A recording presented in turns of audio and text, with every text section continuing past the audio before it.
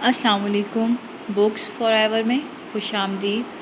آج کا ہمارا ناول ہے لاکھ جتن کرہاری، جس کی رائٹر ہیں مسکان اعظم۔ تو جلدی سے ہم آغاز کرتے ہیں ہمارے ناول کی 6th ایپیسوڈ کا۔ 1 گھنٹے بعد وہ اپنی مطلوبہ جگہ پر کھڑا تھا۔ یہ لاہور میں موجود سب وے ریسٹورنٹ تھا، جو کہ ڈینی اور تبریز کے درمیان ایسی خفیہ چیزوں کے تبادلہ کی محفوظ جگہ تھا۔ اس وقت کچھ ورکرز کے علاوہ 2-3 کسٹمرز تھے جو شاید اپنی اپنی ٹیبل کے گرد بیٹھے اپنے آرڈرز کے آنے کا انتظار کر رہے تھے۔ کاؤنٹر کے پاس اس کا ہم عمر ایک ویٹر کھڑا تھا، جس کے ماتھے پر تبریز کو دیکھ کر 1-2 بل نمودار ہوئے تھے، لیکن اگلے ہی لمحے وہ چہرے پر زبردستی کی مسکراہٹ لے آیا تھا کہ یہ اس کی سروس کا حصہ تھی۔ اگر وہ ایسا نہ کرتا تو تبریز افندی کی وجہ سے نوکری سے نکال دیا جاتا۔ جی سر، اس کے دریافت کرنے پر تبریز نے چند چیزیں اسے پیک کرنے کے لیے نوٹ کروائیں اور خود انتظار کرنے کے لیے کونے میں پڑی ٹیبل کے سامنے جا کر بیٹھ گیا۔ وہ لڑکا چہرے پر ناگواریت لیے آرڈر لے کر اندر کچن کی جانب چلا گیا۔ کچھ ہی دیر میں وہ لڑکا سب وے کے شاپرز میں اس کی درج کرائی ہوئی چیزیں پیک کر کے لے آیا تھا۔ اچھا کام کر رہے ہو احمد، ایک دن میں تمہیں اس کی بہت بڑی ٹپ دوں گا۔ بل کی رقم اسے تھما کر وہ اسے چڑھانے کے سے انداز میں بولا تھا۔ اور وہ دن تمہارا آخری دن ہوگا تبریز افندی۔ بل کے پیسے گنے بغیر اس نے کاپی کے اندر رکھ لیے، کیونکہ ٹپ کی کچھ رقم تو اس نے اسی وقت اسے دے دی تھی۔ مسٹر ڈینی، جتنی مہارت سے آپ یہ کام کرو گے اتنا ہی بڑا معاوضہ پاؤ گے، کیا سمجھے؟ چہرے پر ہلکی سی مسکراہٹ سجائے وہ رازداری سے بولا تھا کہ کسی کو بھی وہاں احمد کے دوسرے روپ ڈینی کے بارے میں کچھ علم نہیں تھا۔ آپ کی یہاں تشریف آوری کا شکریہ سر، امید ہے کہ آپ یہاں دوبارہ آنے کی زحمت نہیں کریں گے۔ ایک لفظ چبا کر ادا کرتا ہوا وہ کہہ گیا تھا کہ اب تمہارا راستہ الگ اور میرا راستہ الگ۔ بہت بہت شکریہ اس سروس کے لیے۔ ہاتھ میں پکڑے شاپر کی طرف اشارہ کرتے ہوئے وہ دوبارہ اسے چڑھا گیا تھا۔ اللہ حافظ سر، سرس سے کہہ کر وہ وہاں سے پلٹ گیا، جبکہ تبریز شاپر لے کر باہر گاڑی میں آ گیا۔ وقت کی پابند رات شام کو پرے دھکیل کر خود زمین میں اتر آئی تھی۔ تاریک افق پر تاروں کی روشن کندیلیں لٹکتی نظر آ رہی تھیں۔ چاند بادلوں کی اوٹ سے نکل کر اپنے حسین ہونے پر نازاں دکھائی دے رہے تھے۔ ایسے میں وہ کمرے کا دروازہ لاک کیے بیڈ پر بیٹھا ہوا تھا۔ سامنے والی فائل کھلی تھی جو آج دوپہر میں احمد نے اسے تھمائی تھی۔ ٹراؤزر کے اوپر ہاف سلیو کی ٹی شرٹ پہنے، ماتھے پر گرے بالوں کی پرواہ کیے بغیر وہ اس فائل کا مشاہدہ کرنے میں مشغول تھا۔ بہت اچھا مہرہ چلایا ہے تم نے شہریار، میں کچھ ایسی ہی چال کی تم سے توقع کر رہا تھا۔ فائل میں درج کی گئی معلومات کو پڑھتے ہوئے وہ شہریار کی چالوں کا معترف ہو رہا تھا، لیکن پھر بھی تم ابھی اتنے اچھے کھلاڑی نہیں بنے کہ شطرنج کے اس کھیل میں تبریز افندی کو مات دے سکو۔ ایک گہری مسکراہٹ اس کے لبوں پر پھیلی تھی، جس نے کھڑکی کے اس پار اترتی رات کو پریشان کر دیا تھا۔ تمہیں کیا پتا کہ اصل فائل غائب ہو چکی ہے؟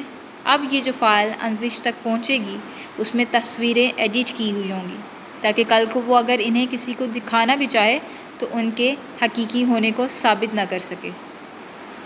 آسمان پر روشن کندیلیں بھی تبریز افندی کے ارادوں سے خوف کھانے لگی تھیں۔ بادلوں کی اور سے جھانکتا چاند اب چھپ گیا تھا۔ رات سیاہ ہو چکی تھی اور کون جانے کہ رات کی یہ سیاہی کب تک رہنے والی تھی۔ ہم ہر اس چیز سے بھاگتے ہیں جس سے بچنا چاہتے ہیں۔ تقدیر جس کا فلسفہ سمجھنے سے سمجھ نہیں آتا، وہ ہمیں اس چیز کی طرف واپس کھینچ لاتی ہے۔ انسان جو خود کو شاطر گردانتا ہے، وہ بھی تقدیر کے فیصلوں کے آگے سر تسلیم خم کرنے پر مجبور ہو جاتا ہے۔ انسان تقدیر کے ان فیصلوں سے بھاگتے بھاگتے تھک جاتا ہے، لیکن تقدیر اسے واپس کھینچتے کھینچتے نہیں تھکتی۔ یہ تو بس تھکا کر مارتی ہے، یہ جاننے کے باوجود کہ ایسی موت بہت تکلیف دہ ہوتی ہے۔ انسان زندہ ہونے کے باوجود زندہ نہیں رہ پاتا، سانس لیتا تو ہے جیسے کسی انچاہی فضا میں، جس میں سانس خارج ہونے کے باوجود دم گھٹتا محسوس ہوتا ہے۔ کیا ہی اچھا ہو کہ تقدیر ہمارے من چاہے فیصلے کرے کہ ہم ان فیصلوں پر سر تسلیم خم کریں بھی تو کم از کم زندہ تو رہیں۔ مگر ایسا کب ہوا ہے؟ من چاہے فیصلے کب ہوئے ہیں؟ افسوس کہ ایسے ہی کچھ فیصلے تقدیر افندی خاندان کے لیے کرنے والی تھی۔ اور نہ جانے ان فیصلوں کی سولی کون کون چڑھنے والا تھا۔ افندی خاندان کی خوشیاں لوٹ آئی تھیں، دونوں حویلیوں میں شادی کی تیاریاں شروع کر دی گئی تھیں۔ دن قریب آتے جا رہے تھے اور راتیں گزرتی جا رہی تھیں۔ ہر رات جمال افندی کی حویلی میں ڈھولک رکھی جاتی، تارے آسمان سے اتر اتر کر آتے، تتلیاں اٹکھیلیاں برتی لون میں اڑتی نظر آتی، چاند بلائیں لیتا اور ان خوشیوں کے دائمی ہونے کی دعائیں مانگتا۔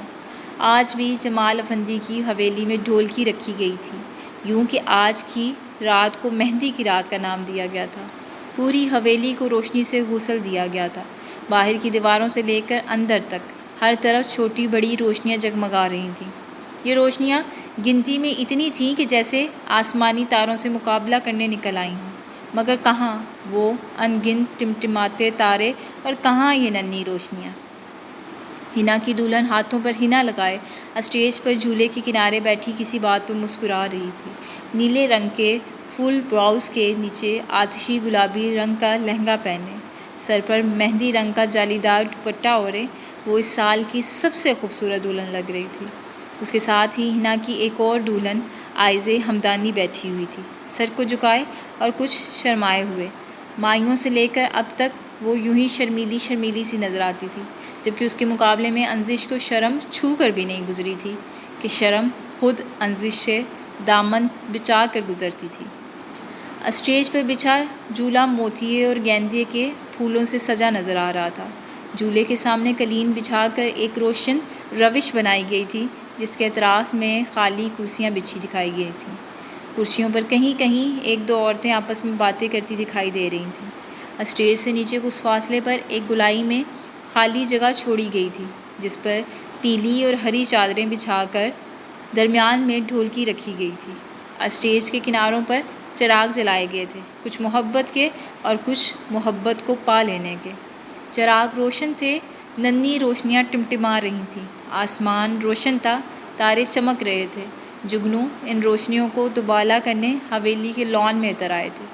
جمال افندی کی حویلی روشن تھی، حنا کی دلہن انزش جمال کے ماتھے کی بندیاں روشن تھی اور محبت ان روشنیوں پر نازاں تھی۔ مرد حضرات کا انتظام جلال افندی کی حویلی میں کیا گیا تھا۔ یہاں کی سجاوٹ بھی کچھ کم نہ تھی، مگر ایک فرق تھا کہ یہاں اسٹیج پر بچھا جھولا خالی تھا، کیونکہ دونوں دولہا صاحب کو اپنی شادی کے انتظامات خود دیکھنے پڑ رہے تھے۔ ارے یار، تم دونوں وہاں جا کر بیٹھ کیوں نہیں جاتے؟ یہ تبریز تھا، سفید کرتے پر نیلے رنگ کی اسٹائلش واسکٹ پہنے۔ شاید وہ وہاں موجود کسی بھی مرد سے زیادہ پرکشش دکھائی دے رہا تھا۔ وہ پچھلے 1 گھنٹے سے ان دونوں کو اسٹیج پر جا کر بیٹھنے کا کہہ رہا تھا تاکہ مہندی کی رسم کو جلد از جلد شروع کیا جا سکے، مگر وہ دونوں اس کی بات نہیں سن رہے تھے کہ تبریز پہلے ہی جمال افندی کی حویلی میں ہونے والے فنکشن کے انتظامات دیکھ رہا تھا۔ اسے کبھی اس حویلی میں آنا پڑتا تو کبھی دوسری حویلی میں جانا پڑتا۔ ارے تبریز بھائی، آپ بھی تھک گئے ہوں گے، آپ کچھ دیر بیٹھ جائیں، پھر رسم شروع کرتے ہیں۔ حشام ایک کرسی اس کے لیے اٹھا لایا تھا۔ نہیں، تم لوگ بیٹھو، ابھی تم لوگوں کے دن چل رہے ہیں۔ وہ شرارت سے گویا ہوا تو وہ دونوں مسکرا دیے۔ ویسے تبریز بھائی، ہم سے پہلے آپ کی شادی ہونی چاہیے تھی۔ دانیال واقعی میں یہی چاہتا تھا کہ اس سے پہلے اس کے بڑے بھائی کی شادی ہو جاتی۔ ابھی برے دن نہیں آنے والے میرے۔ اس کے جواب پر دونوں کا منہ کھلے کا کھلا رہ گیا۔ یعنی شادی کے دن برے دن ہوتے ہیں؟ ہاں ہاں ہاں، مذاق کر رہا ہوں۔ اچھا تبریز بھائی، ایک بات سنیں۔ دانیال یہ کہہ کر اس کے ذرا قریب ہوا تھا اور منہ اس کے کان کے قریب لے جا کر کہنے لگا، جب دوسری حویلی جائیں تو آئزے کی ایک تصویر بنا کر لیتے آئیے گا، میں دیکھنا چاہتا ہوں کہ وہ کیسی لگ رہی ہے۔ اس بات پر تبریز نے اس کا کان کھینچ کر اس کے سارے ارمانوں کا خون کر ڈالا تھا۔ ایسا سوچنا بھی بد، اتنے ظالم تو نہ بنے اب، محض ظالم ہی اچھا ہوں۔ حشام منظر سے ہٹ گیا تھا اور اب آنے والے مہمانوں کا استقبال کر رہا تھا۔ بھائی مان جائے نا، وہ منت سماجت پر اتر آیا تھا۔ ہرگز نہیں، دیکھیے گا جب آپ کی شادی ہوگی تب میں بھی بھابھی کی تصویر نہیں لے کے آؤں گا۔ دانیال دولہا بن گیا تھا، مگر انداز ابھی بھی بچوں جیسا تھا۔ میں نے اسے پہلے ہی دیکھا ہوا ہے۔ نظر ادھر ادھر دوڑاتے وہ اس کی حالت سے محظوظ ہو رہا تھا، مگر سجے سنورنے نہیں دیکھا ہوگا نا؟ کیا پتا کہ دیکھا ہو؟ دو بدو جواب دیتا وہ اب شرارت سے مسکرا رہا تھا۔ حسین رات میں حسین مسکراہٹ نمودار ہو کر اس کا حسن مزید بڑھانے لگی تھی۔ آنکھوں میں چمکتے جگنوؤں سے زمین پر اترتے جگنو حسد کھانے لگے تھے۔ اللہ پوچھے گا آپ کو۔ وہ اب ہار مان گیا تھا۔ ہا ہا ہا، ایک زوردار کہکا فضا میں بلند کرتے ہوئے وہ وہاں سے چلا گیا، جبکہ دانیال پیچھے بس غصے سے اسے دیکھتا رہ گیا۔ مہندی لگائے بیٹھے ہیں کچھ اس ادا سے وہ، مٹھی میں ان کی دے دے کوئی دل نکال کے۔ اسٹیج پہ بیٹھی انزش کے ہاتھ پر اس کی دوست مہندی لگا رہی تھی۔ وہ مہندی سے اس کے ہاتھ پر ایچ لکھ رہی تھی۔ اس کے یوں لکھنے پر انزش کے چہرے پر پھیلی لالی مزید گہری ہو گئی تھی، اور وہ سامنے کھڑا تھا، درمیان میں قالین سے بنی روش پر۔ انزش کی نظریں ادھر ادھر بھٹکتی اس کے چہرے سے جا ٹکرائی تھیں۔ چہرے پر پھیلی مسکراہٹ سمٹ گئی تھی۔ اسے یوں اپنے سامنے دیکھ کر انزش کا دل چاہا تھا کہ وہ اس شخص کو اٹھا کر اس دنیا سے ہی باہر پھینک دے، بلکہ زور سے کہیں پٹک دے۔ اس کے یوں دیکھنے پر تبریز کی نظریں بھی پل بھر کے لیے اس کی نظروں سے ملی تھیں، اور پھر نگاہ کا زاویہ بدلتے ہوئے وہ اسٹیج پر چلا گیا۔ اسے وہاں کھڑے دیکھ کر جھولے کے پاس رکھی کرسی پر بیٹھی لڑکی اٹھ کر چلی گئی۔ وہ وہیں بیٹھ گیا۔ ایک نظر اس کے چہرے پر ڈال کر وہ زبردستی مسکرایا تھا، اور پھر اگلے ہی لمحے اس کے ہاتھ کو بغور دیکھنے لگا۔ ہاتھ پر ایچ لکھا نظر آ رہا تھا، جبکہ اگلا حرف اے ادھورا چھوڑ دیا گیا تھا۔ پھر کچھ سوچتے ہوئے اس نے انزش کا ہاتھ تھام لیا اور اس کی ہتھیلی کو پھیلا کر اپنے سامنے کر لیا۔ دوسرے ہاتھ سے مہندی کی کون پکڑ کر وہ اس ادھورے حرف کو مکمل کرنے لگا۔ نام ادھورے چھوڑ دیے جائیں تو رشتے بھی ادھورے رہ جاتے ہیں۔ ہر رشتے کا ایک نام ہوتا ہے، اور وہ نام مکمل ہوتا ہے۔ انزش نے مزاحمت کی تھی، لیکن تبریز نے ہاتھ پر گرفت مضبوط کر دی تھی۔ پاس بیٹھی آئزے مسکراتے ہوئے اس کی بات سن رہی تھی۔ بالکل ٹھیک کہا آپ نے تبریز بھائی، اب آپ نے ہاتھ پکڑا ہی ہے تو میرے بھائی کا نام میری اس پیاری سی دوست کے ہاتھ پر مکمل کر دیں۔ یہ کہہ کر اس نے انزش کے گالوں پر پیار سے چٹکی بڑھی تھی۔ کیا تمہاری یہ پیاری سی دوست بھی یہی چاہتی ہے کہ اس کی ہتھیلی پر تمہارے بھائی کا نام مکمل ہو جائے؟ ایک خاص انداز میں کہتا وہ انزش کے چہرے پر ابھرتے غصہ بھرے تاثرات نظر انداز کر گیا تھا۔ جی بالکل، میں بھی یہی چاہتی ہوں کہ میری ہتھیلی پر حشام کا نام پورا لکھا جائے۔ اس کے چہرے پر اتنی اپنی تیز نظریں گھاڑتے ہوئے وہ ایک ایک لفظ چتا کر بولی تھی۔ بلکہ لائیں میں خود ہی نام مکمل کر دیتی ہوں۔ اس کے ہاتھ سے کون مہندی چھینتے ہوئے اس نے کسی حد تک خود کو آئزے کے سامنے نارمل رکھنے کی کوشش کی تھی۔ میرے ہوتے ہوئے تمہیں یہ زحمت کرنے کی کیا ضرورت ہے؟ شرارت بھری مسکراہٹ چہرے پر سجاتے ہوئے اس نے انزش کے ہاتھ سے مہندی چھین لی، اور پھر اس کی ہتھیلی پر ادھورے رہ جانے والے نام کو پورا کرنے لگا۔ کاش وہ جان سکتا کہ اس کے یوں نام پورا کرنے پر انزش ادھوری ہوتی جا رہی تھی۔ لیں جناب، نام پورا ہو گیا ہے۔ ہتھیلی اس کی آنکھوں کے سامنے لے جاتے ہوئے اس نے آنکھوں ہی آنکھوں میں بہت کچھ اسے جتایا تھا۔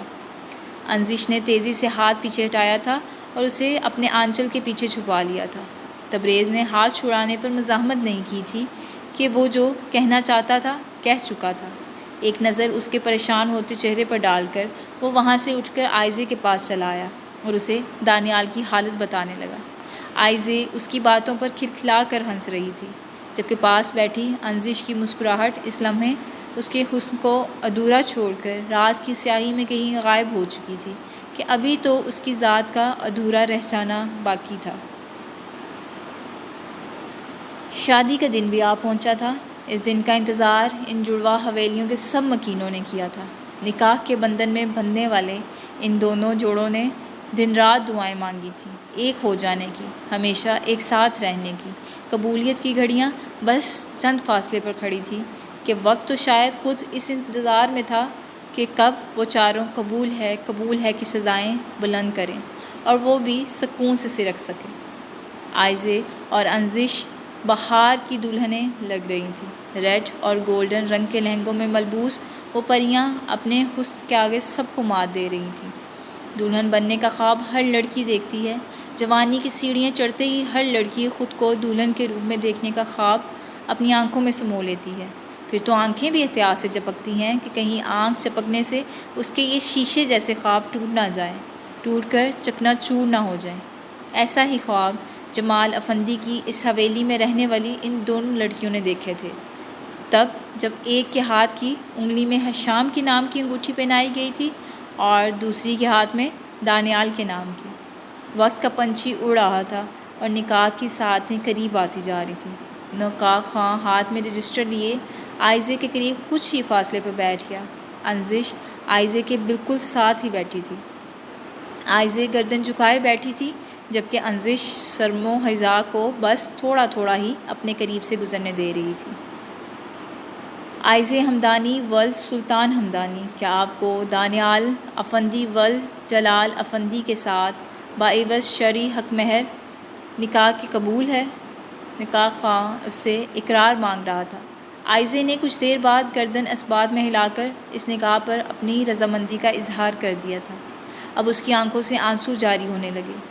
نازش بیگم کے گلے سے لگ کر وہ بلک بلک کر رونے لگی۔ جمال افندی اور جلال افندی باری باری اس کے سر پر پیار دے کر نکاح خواں کو باہر لے گئے تاکہ دانیال کی طرف سے بھی نکاح نامے پر دستخط کروا سکیں۔ دانیال نکاح نامے پر دستخط کر چکا تھا اور اب سب اسے گلے مل کر مبارکباد دے رہے تھے۔ وہ دونوں ایک ہو چکے تھے، دعا قبول ہو چکی تھی، لیکن ایک آزمائش ابھی باقی تھی۔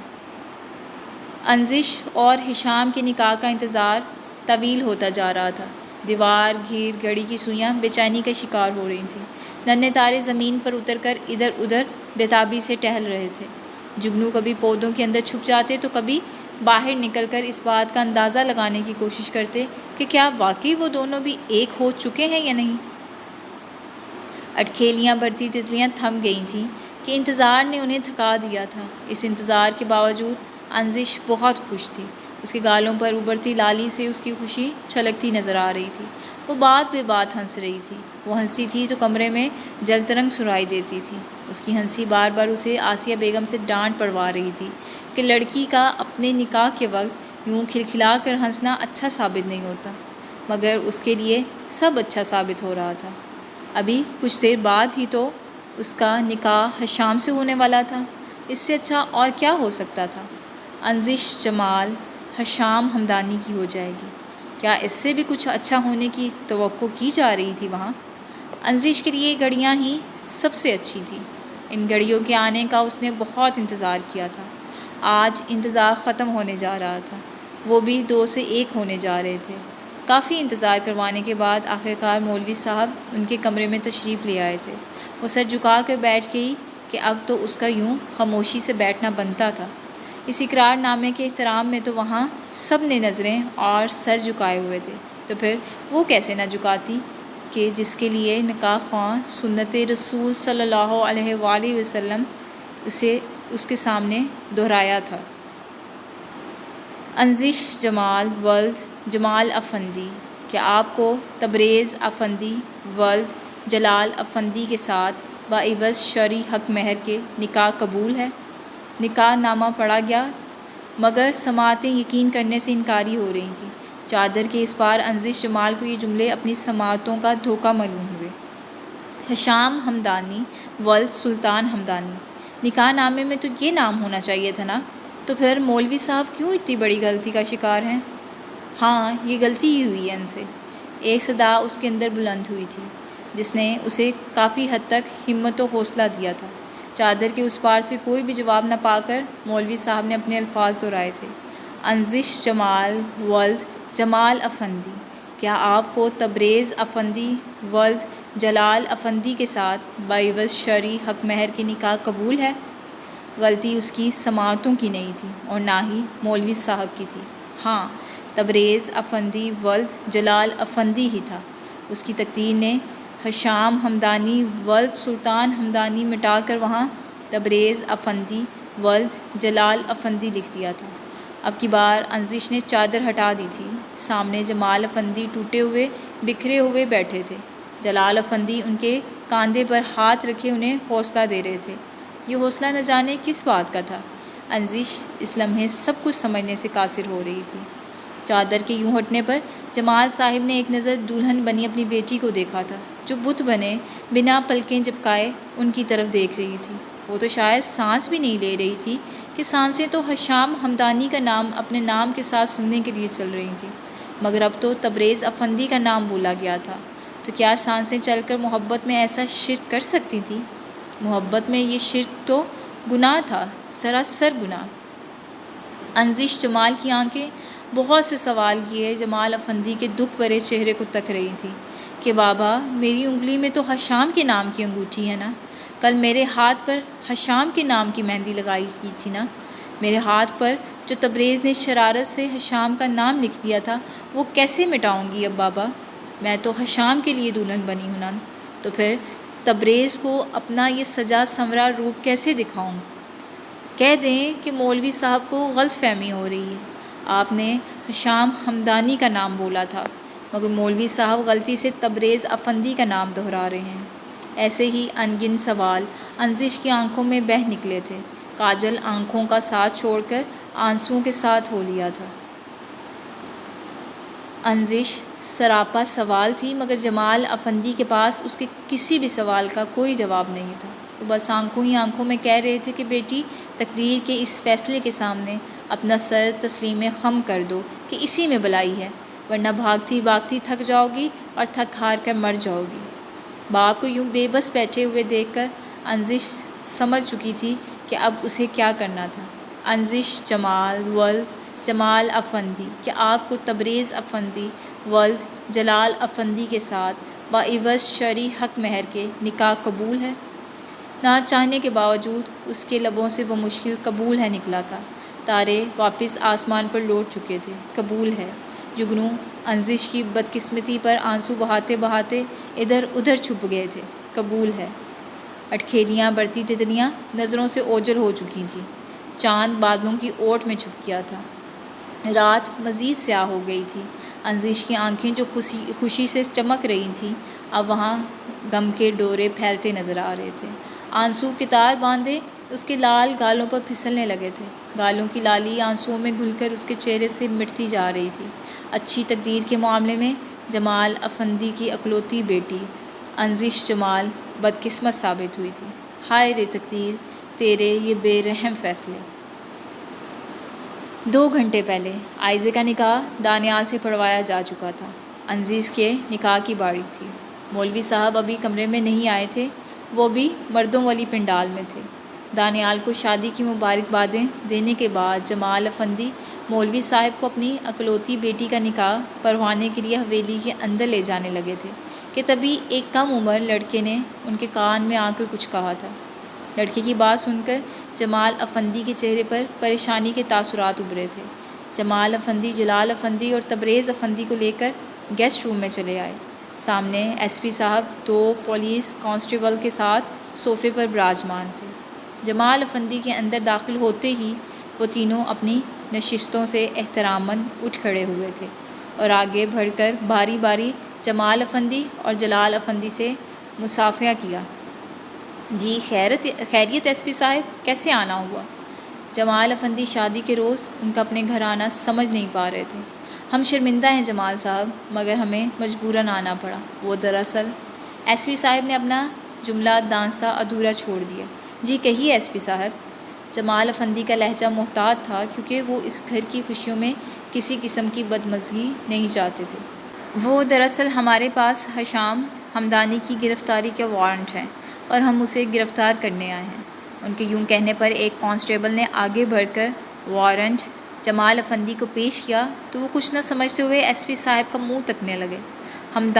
ہشام ہمدانی کو ایک غیر ملکی جوڑے کے قتل کے الزام میں گرفتار کرنے کے لیے ہم بہت شرمندہ ہیں جمال صاحب، مگر وہ بھی اپنی بات مکمل نہیں کر پائے تھے کہ جمال صاحب نے ہاتھ اٹھا کر انہیں چپ ہو جانے کا اشارہ کیا۔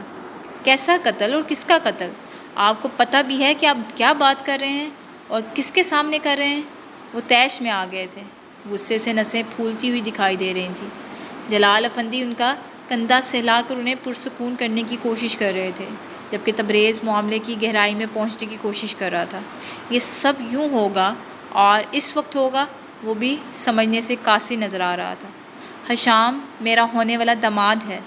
اب سے کچھ دیر بعد اس کا میری بیٹی سے نکاح ہونے والا ہے اور آپ یہ سپاہی لے کر میرے گھر آ گئے ہیں۔ جمال صاحب ہمیں معلوم نہیں تھا لیکن ہماری بھی مجبوری ہے۔ ایس پی صاحب شرمندہ نظر آ رہے تھے۔ مگر آپ اس وقت جذبات کی بجائے ہوش سے کام لیں کہ جس شخص سے آپ کی بیٹی کا نکاح ہونے جا رہا ہے وہ ایک قاتل ہے جس کے خلاف بہت سے ثبوت ہمیں پیش کیے جا چکے ہیں۔ اسی لیے ہمیں اس کے خلاف کارروائی کا قدم اٹھانا پڑ رہا ہے، ورنہ اتنی بڑی جسارت ہم کیسے کر سکتے؟ ایس پی صاحب محتاط انداز میں اپنا مدعا بیان کرنے کی کوشش کر رہے تھے۔ بلاؤ ہشام کو۔ کچھ دیر خاموشی چھا جانے کے بعد جمال صاحب کی گرجدار آواز کمرے میں گونجی تھی۔ تبریز ان کے حکم پر باہر چلا گیا۔ تھوڑی دیر بعد جب وہ کمرے میں داخل ہوا تو اس کے ساتھ ہشام بھی تھا، جس کے چہرے پر ناسمجھی کے تاثرات نمایاں تھے۔ یہ کیا کہہ رہے ہیں ایس پی صاحب؟ وارنٹ اس کی آنکھوں کے سامنے لہراتے ہوئے جمال صاحب اس وقت کچھ دھیمے پڑتے دکھائی دے رہے تھے کہ وہ اب ان کا داماد بننے جا رہا تھا، اور ایسے گھرانوں میں داماد کے سامنے اونچی آواز میں بات کرنا اچھا نہیں سمجھا جاتا تھا۔ ہشام نے تھوک نگلتے ہوئے جمال صاحب کے ہاتھ سے وارنٹ پکڑا تھا، اور اسے دیکھنے کے بعد اسے اپنی آنکھوں پر یقین نہیں آ رہا تھا۔ یہ الزام ہے جمال ماموں، یہ مجھے پھنسانے کی سازش ہے۔ اس کا سر زور زور سے نفی میں ہل رہا تھا۔ میں کیوں کسی کا قتل کروں گا جمال ماموں؟ کیا آپ کو مجھ پر یقین نہیں ہے؟ اس الزام نے اس کے چہرے پر خوف کے تاثرات پیدا کر دیے تھے۔ اس نے آج تک کسی مکھی تک کو نہیں مارا تھا، تو پھر آج یوں اس پر کسی انسان کے قتل کا الزام کیوں لگایا جا رہا تھا، وہ بھی دو انسانوں کے قتل کا الزام؟ اس سوال نے وہاں موجود ہر شخص کے ذہن میں یہی سوال اٹھایا تھا کہ وہ کیسے کسی کا قتل کر سکتا ہے۔ مگر تبریز کا ذہن پرسکون تھا۔ وہ سب جانتا تھا کہ وارنٹ کہاں سے آیا تھا اور وہ ثبوت کس نے پیش کیے تھے۔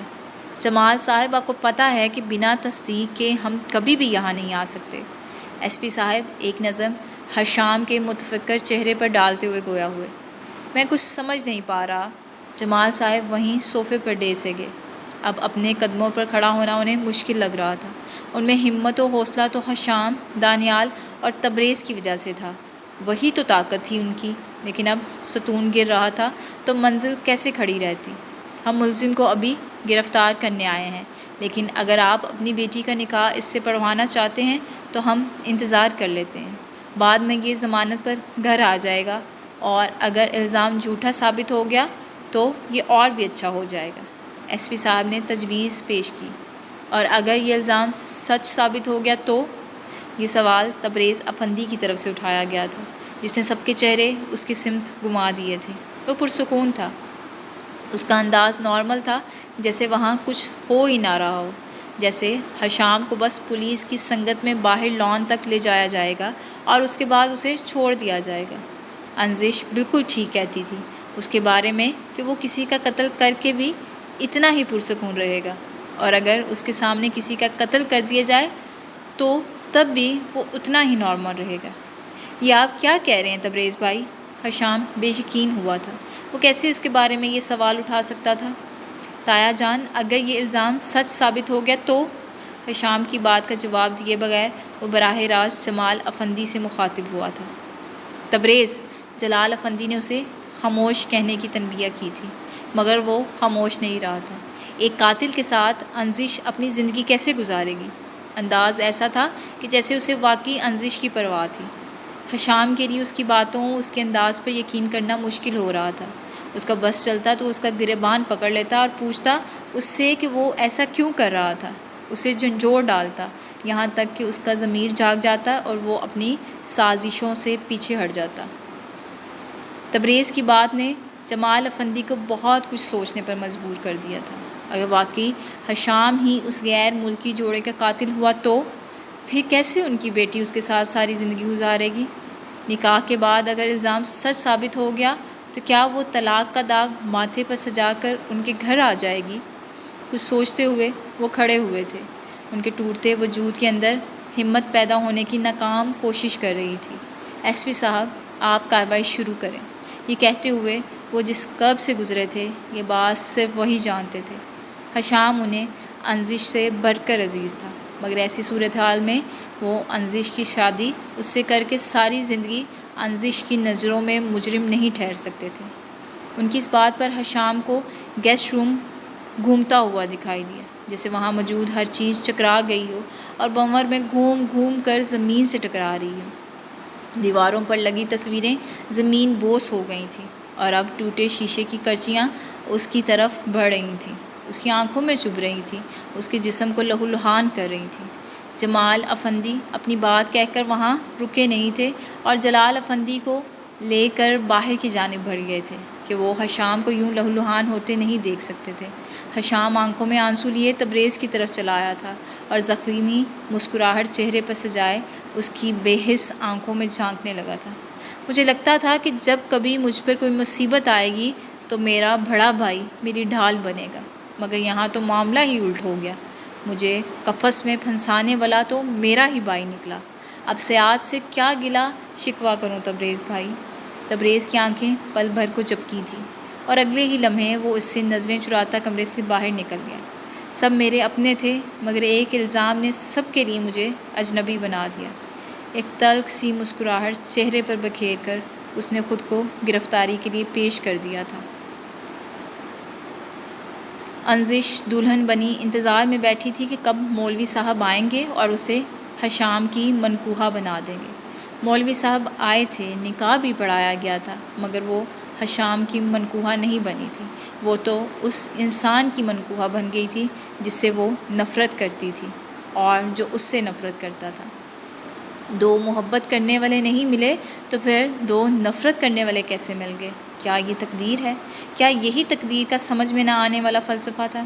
کیا تقدیر ایسے ہی فیصلے کرتی ہے؟ کسی کی بھی جذبات کی پرواہ کیے بغیر اسے کسی کے ساتھ بھی باندھ دیتی ہے۔